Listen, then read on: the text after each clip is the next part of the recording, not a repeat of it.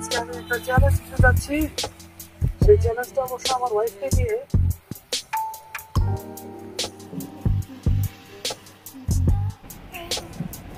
আমি এখন যে নদীটা পার হচ্ছি সেই নদীর নাম হচ্ছে করতোয়া।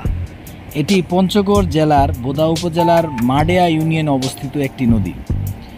এই নদীকে ঘিরে রয়েছে অনেক ঘটনা, যার মধ্যে একটি মর্মান্তিক ঘটনা রয়েছে।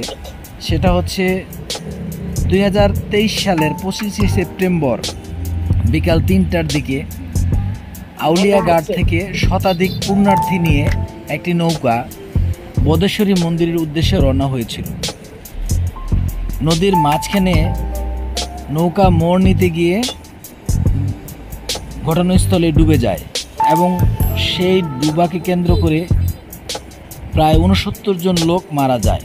এর মধ্যে 30 জন নারী, 18 জন পুরুষ এবং 21 জন শিশু ছিল।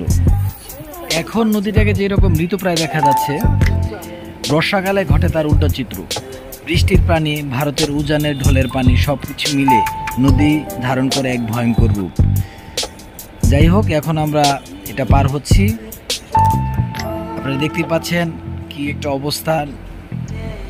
বাঁশের শাখাগুলো একদম নড়বড়ে, যে কোনো সময় ভেঙে পড়ে যাওয়ার সম্ভাবনা আছে। এদিক দিয়ে নর্মালি মানুষ বাইক নিয়ে যায় না, কিন্তু আমি একটু রিস্ক নিয়ে যাচ্ছি আর কি, আপনাদেরকে দেখানোর জন্য।